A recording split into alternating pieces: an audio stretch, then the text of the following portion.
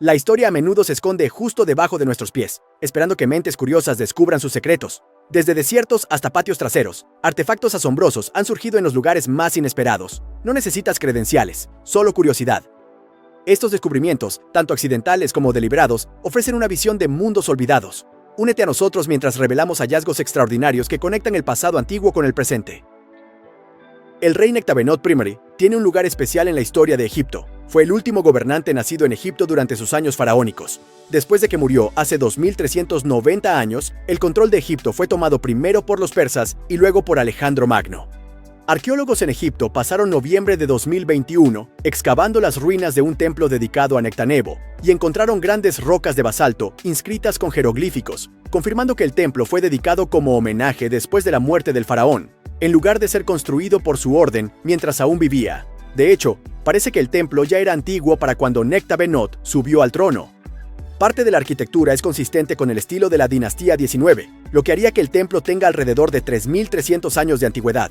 Es probable que haya estado dedicado a muchos otros gobernantes antes de que Nectabenot metafóricamente pusiera su nombre en la puerta. Las inscripciones son un gran hallazgo, pero no son lo que los arqueólogos esperaban encontrar. Estaban en busca del sarcófago y la momia del faraón, que se cree fueron enterrados en la zona, pero nunca han sido encontrados. El templo parecía un buen candidato, pero ahora puede ser descartado de la lista mientras la búsqueda continúa. El mapa del papiro de Turín a menudo se describe como el mapa topográfico y geológico más antiguo del mundo. Descubierto en Deir el-Medina y ahora alojado en el Museo Egipcio de Turín, esta obra maestra fue creada hace más de 3100 años durante el reinado de Ramsés IV por Amenhotep, el estimado escriba de la tumba. Revela el encantador paisaje del desierto oriental egipcio, con el Nilo fluyendo elegantemente a través de sus tierras. El mapa muestra con precisión el curso del Wadi Hamama, la cantera de piedra Baken y el asentamiento de Bir Fucair. Su importancia geológica radica en la representación de diversos tipos de rocas con puntos marrones, verdes y blancos. Notablemente, este antiguo artefacto muestra técnicas tempranas de plegado de papel, desafiando la noción de que el papiro es frágil incluso cuando es recién hecho. Fue descubierto en fragmentos por agentes del cónsul francés Bernardino Trevetti en Egipto en 1814 y fue meticulosamente reensamblado entre entonces y 1821. Trevetti era un coleccionista entusiasta de artefactos egipcios, por lo que reensamblar el mapa probablemente fue un trabajo hecho con amor. Aunque hay mapas más antiguos que este en otras partes del mundo, son mucho más rudimentarios y carecen del detalle topográfico de este. La narrativa oficial de la historia dice que la civilización védica y su religión comenzaron en la India hace unos 3500 años. Siempre ha habido académicos e historiadores en la India que creen que la era védica se remonta mucho más atrás. De manera controvertida, algunos de ellos incluso creen que la civilización védica es anterior a todas las otras grandes civilizaciones en la historia del mundo y se extendió mucho más allá de su lugar de origen. Descubrimientos como este ayudan a respaldar ese argumento. Es un ídolo de Vishnu y fue encontrado en la aldea de Staraya Mena, en la región del Volga de Rusia. El ídolo data de alrededor del siglo VII y tiene un martillo en una mano y una hoz en la otra. Si sabes algo sobre banderas e historia, entenderás el significado de esos dos objetos en el contexto de Rusia y la Unión Soviética.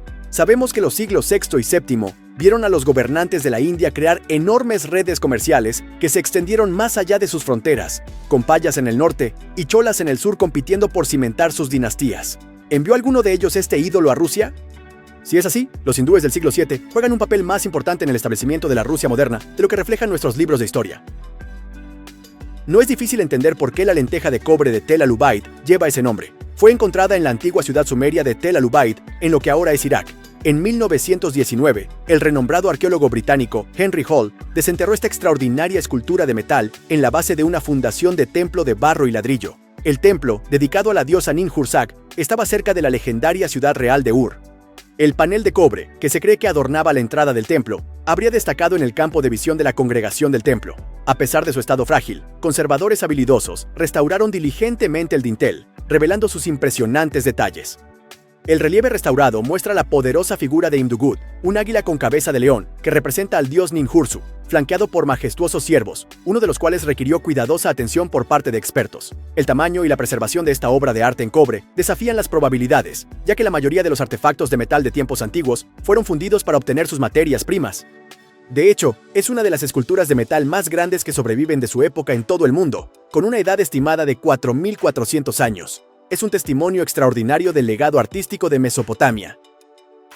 En Gloucester, Inglaterra, ha comenzado el trabajo en un nuevo complejo de hotel y ocio de 100 millones de libras llamado The Forum. El nombre es irónico, porque crear el complejo significa construir directamente sobre lo que solía ser el foro de la era romana de la ciudad y potencialmente destruir artefactos arqueológicos en el proceso. A los arqueólogos profesionales se les permitió una última excavación en el sitio en septiembre de 2021 antes de que los desarrolladores se mudaran. Durante esa excavación, encontraron una hermosa figura de Venus de 1800 años de antigüedad. Los historiadores dicen que es probable que la figura, que mide 7 pulgadas de altura, fuera venerada como un icono religioso. Piezas como esta a menudo se fabricaban en Francia, ocupada por los romanos durante los siglos I y II, pero se cree que eran mucho más raras en Inglaterra. Es posible que incluso esta haya sido importada del extranjero en lugar de ser hecha localmente. Se encontraron y recuperaron una serie de otros artefactos de la era romana durante la misma excavación, pero no se puede decir lo mismo de un gran conjunto de cimientos de piedra que podría haber sido un suburbio romano justo fuera de las antiguas murallas de Gloucester. Los investigadores se quedaron sin tiempo para realizar un estudio detallado de las murallas antes de que comenzaran las obras de construcción, por lo que nunca lo sabrán con certeza. El colgante Forsbrook es una pieza de joyería anglosajona descubierta en Forsbrook, Staffordshire, Inglaterra, y adquirida por el Museo Británico en 1879. Consiste en un marco del siglo VII para una moneda romana de oro del siglo IV en trabajo de celda de oro, con incrustaciones de granate y vidrio azul. Mide apenas 1 pulgada y 0,4 de pulgada de diámetro. El colgante presenta la moneda rodeada por un marco circular de esmalte cloisonné dorado, granate y vidrio azul, con motivos de cabezas de animales en el lazo de suspensión. Se sabe que colgantes similares que utilizan monedas romanas o bizantinas fueron llevados predominantemente por mujeres. Las joyas anglosajonas de ese periodo a menudo incorporaban granates de almandina cortados en plano, cloisonné de granate rojo y, ocasionalmente, vidrio azul y verde. El respaldo de papel de oro del colgante Forsbrook realza el reflejo de la luz a través de las láminas de granate. Su análisis químico revela una similitud con el vidrio coloreado romano, lo que sugiere la reutilización de vidrio opaco romano en la artesanía anglosajona. El descubrimiento del colgante por un trabajador en Staffordshire llevó a su adquisición por el Museo Británico, donde permanece en exhibición junto a otros colgantes notables con sólido de oro acuñado y engastes de granate cloisonné. Se ha sugerido que el patrón en el colgante podría ser una interpretación zoomórfica de una tradicional corona de laurel romana, pero eso podría ser un pensamiento ilusorio. Muchos de ustedes probablemente prefieran el vino francés o italiano, pero hay quienes juran por el vino español, sudafricano, australiano o incluso americano. Muy pocos de ustedes probablemente sugieran que el vino chino es el mejor del mundo, pero tal vez deberían hacerlo. Después de todo, los chinos han estado haciendo vino durante al menos 3000 años. Vino de la era de la dinastía Zhou temprana del país, fue encontrado recientemente dentro de 8 calderos de bronce en una tumba en Yancheng, que está en la provincia de Shanxi de China. Los calderos fueron encontrados a mediados de 2021, pero tomó un tiempo para que los científicos identificaran el líquido claro en el fondo de ellos. Ahora han completado su investigación y pueden decir con certeza que es un tipo de vino de frutas. Esta es la primera vez que se ha descubierto vino del área Pekin en el país. En comparación, el vino chino más antiguo que se había descubierto antes de esto tenía 2200 años. El descubrimiento más reciente proviene de hace 800 años. Bernard Castle se hizo famoso en Inglaterra en 2020 debido a una declaración absurda hecha por un funcionario del gobierno sobre por qué fue atrapado rompiendo las condiciones de bloqueo. En realidad, debería ser más famoso por ser el lugar donde se encuentra una automatización única conocida como el Cisne de Plata, que está dentro del Museo Bowes del castillo. Cisne de Plata es una descripción perfectamente precisa de la apariencia del artefacto, pero realmente no le hace justicia. El fundador del museo, John Bowes, compró la automatización a un joyero en París en 1872.